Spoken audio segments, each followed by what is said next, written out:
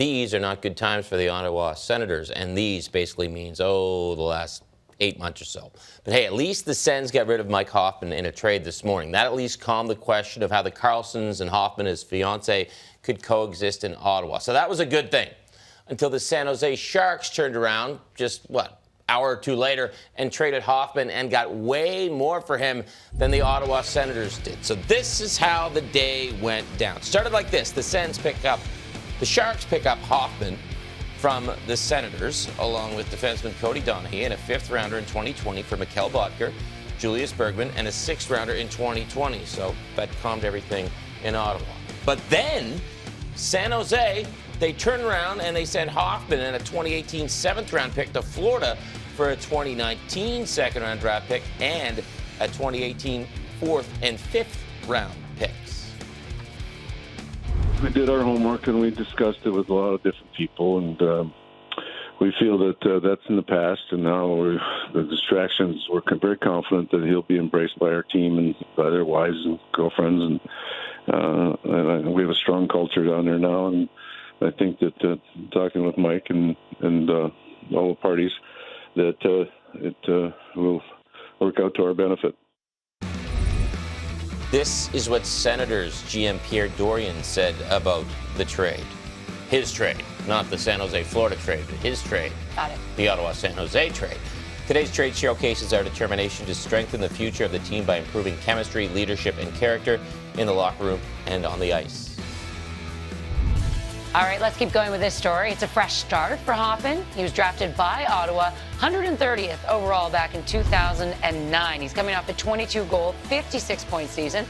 He has 230 points in 342 career games with the only team he's ever been with, the Sens. Hoffman has 2 years left on his current contract with a cap hit of $5.2 million. Not exactly surprised by the trade. This is what he said to the Ottawa Sun. I've been expecting this, and there's been talk about being traded since the deadline last year. I figured it was just a matter of time, and this is the time. I came in as a teenager and now leave as a man. I wouldn't change anything for the world. The organization has been great, the players have been great, and I've built a lot of friendships. Lots to break down in this one. So Hockey Central's John Shannon joining us. John, Dale Talon says the Sens wanted players, not picks for Mike Hoffman. So what does that tell us about the immediate future for Ottawa? Well, I think it says that Pierre Dorion thinks he has a team that can compete, and that the awful year that they had in 17-18 was the anomaly, not the year before where they were one double overtime goal away from going to the Stanley Cup final. There's still some talented players in Ottawa, and finding a way to get them to play cohesive hockey and perhaps making sure that number 65 is on the blue line playing his best tells you that they need to try to find a way to put winning hockey on the ice, get fans back to Canadian Tire Centre, and really create a little bit of hope for the fans in the Ottawa Valley. Sure, John, that's the next question. With this move, what are the chances Erik Karlsson stays in Ottawa next season and beyond? Well, I mean, I actually think in the end it's up to Erik Karlsson, and whether that discussion has gone on with Karlsson and the Senators is still a question mark. You know, they're going to give him an offer July 1st. They're going to put a number on the table that they think's competitive, and whether he takes it and whether he decides not to go. The one thing I would say, Ivanka, is that the Senators are not in a hurry to get rid of Karlsson this week in Dallas or by July 1st. They can take their time. They still have him under contract. They can wait for the highest bidder if they decide that he needs to be moved. And that can happen anytime this summer. And heck, it can even happen during the season next year if things just don't work out. And we talk about Erik Karlsson at next year's trade deadline. Well, there is a tighter timeline with the draft on Friday. Ottawa has the 4th pick overall, but they have to decide if they'll keep that pick or give it to Colorado as part of the Matt Duchene trade. So if they keep it, the Avs get next year's first rounder. What do you think Pierre Dorion does?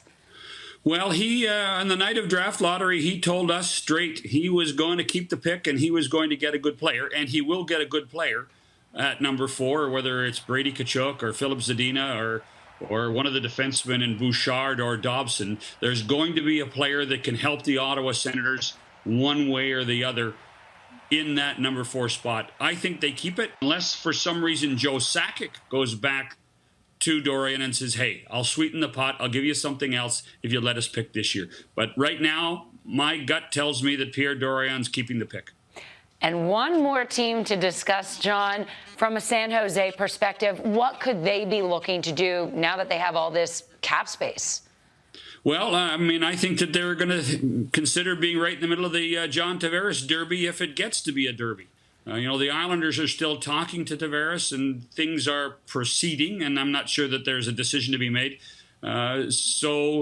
And they will probably talk, and I suspect that San Jose will be one of those teams. Doug Wilson is trying to be proactive. He knows what he has to do. The West is not getting any easier, and San Jose's done a really good job of being competitive consistently, and there's no surprise to me that they might be in on John Tavares. John, I would say enjoy your summer, but I know we're going to be speaking to you a lot more, maybe even tomorrow. I should just come in every night.